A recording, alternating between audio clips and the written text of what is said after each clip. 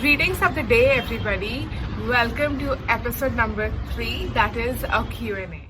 I had held an Instagram poll where you could post your questions and we have some certain questions to be answered. I would like to bring to light this certain point that I am not trying to hold anyone accountable for my weight gain or my weight loss. So let's start now with the questions which I myself have curated to bring clarity to this series. Question number 1 is, why don't I just accept that I will always be on the healthier side? I will never be the zero figure. Well, I have accepted that I can never be this, but at the same time I know where I can be, and I know that goal is reachable.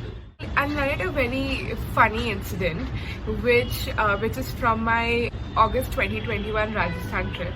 When we were in Udaipur, we were staying at the Lake Palace, and every evening we have an astrologer who comes over, and I'm a big fan of astrology. I'm a big believer of astrology, and that's the time when I somehow convinced my parents to let's go get a reading from him as a family, obviously.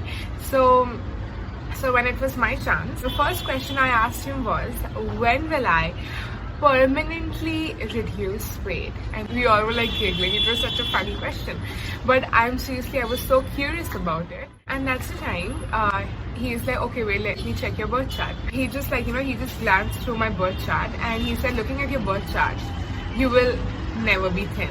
You will never be like those very typical girls. You will never be that. You will always be this. So at that time I was like a bit more heavier than what I'm right now. My family was giggling, and I wouldn't just take that for an answer. Like, there's no way you can ever say that to me. If I want something, I'll get it. That's the kind of a person I am. I'll give you a very small example of why I wouldn't take it as an answer. It's because I feel extremely unhealthy when I'm on the healthier side. You won't believe, like, I hate skipping, and one of the reasons being, when I'm skipping, my cheeks are literally jumping with me, which is so uncomfortable. I don't know if many of y'all can relate to this. So the second question that we have is, from my introduction video, I must sound that I had the most miserable childhood with all the bullying that I faced from my schooling days, from my classmates. Well, that is false. I had the best childhood of all times. It was enjoyable, it was fun with my then friends, and I shall always cherish those memories. So no, my childhood was extremely fun. Moving on to our third question, that is, what is my guilty pleasure? This was asked to me from my Instagram Q&A.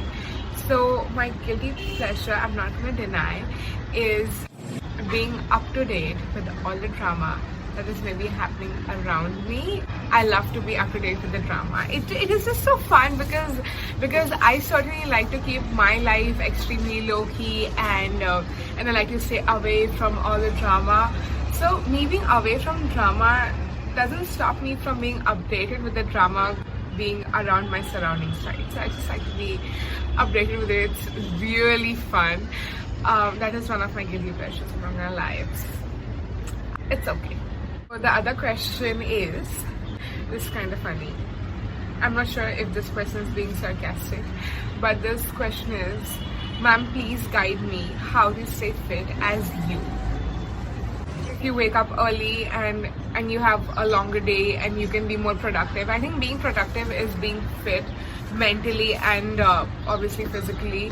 So maybe waking up early and having a proper schedule does make you fit.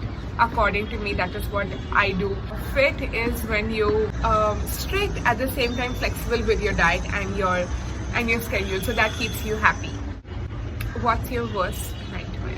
This is a weight loss series, is going back to the kind of confidence I had in my past years. Well, I had literally like zero confidence, losing all the confidence that I've built through the years. That is one of my worst nightmares. I wouldn't ever make myself feel that low where I droop down to that level of confidence. And I think being here, it is it is kind of impossible for me to get to that kind of confidence. But I think even if I'm there ever in my life, I believe I can still come back here. So those were the few picks of my Instagram questions asked by y'all. The last question I would like to answer is, why do I keep talking about these bullying incidents of my life? Not very long ago, I reduced weight, so that's 4 years.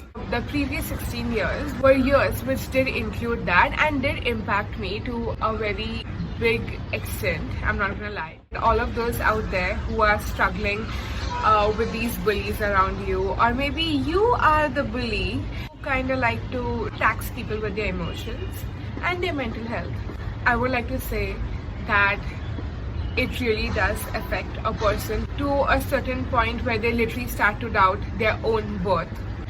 So if you're out there who's being bullied, let me just tell you something, that people's action towards you says nothing about you but everything about themselves. So there's no fault with you, there's no problem being sensitive, it is all okay being sensitive. That really makes you strong. Once you come out of it, once you really start to build yourself, that is the time you will realize that it's not you, it is them. Okay, so I'm not sharing this story to either victimize myself or to come across saying that my story is either bigger or smaller to yours. Everybody has their own journey, and I respect yours. At the same time, this video is only for inspiration and motivational purposes. It's also for another reason which you shall know in the 4th episode. I will see y'all in the last episode of my series, and it's gonna be really fun. So stay tuned and bye-bye.